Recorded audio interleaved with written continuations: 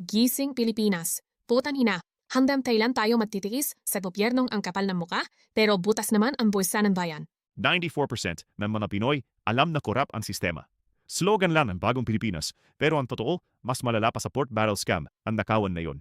Tapos yung flood control mess pa. Binahana tayo't lahat. Yung bilyon-bilyong budget, napunta lang sa bulsa nila na binansagan lang na allocables.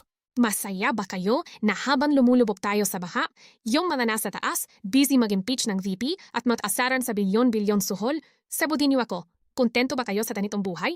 Hindi na to simpleng politika. Garapalan na to. Mula sa kickback sa DPWH hanggang sa vote buying ni Leviste at Recto, harap-harapan na tayong minanakawan. Yung mga ebidensya sa kamera, binubura lang na parang walang nangyari. Parang tayo pa ang lumalabas na masama kapag nagreklamo tayo sa sistema. Natataso ka na.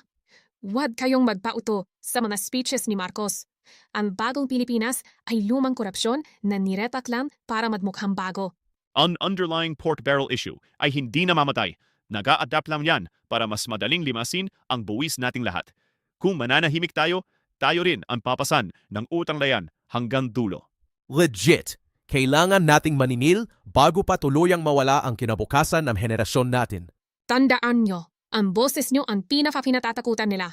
Huwag kayong pumayag. Natawin lang tayong katasan habang sila ang nakikinabang sa pawis natin. Tama na!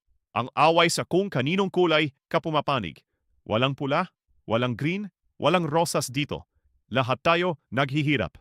Kaya, dapat tayo ang magkakasama. Tayo na lang ang pwedeng magtulungan kasi wala na tayong maasahan sa gobyerno natin. Ito na ang panahon na manindigan tayo. Gamitin nyo ang boses nyo. Hindi pwedeng hanggang dito lang tayo. Tama si Fiona. Kaya i-share nyo na to. Dapat lahat ng Pinoy ay mamulat na. Ano? Kakampi ka pa rin ba sa mga magmanakaw? O gising ka na?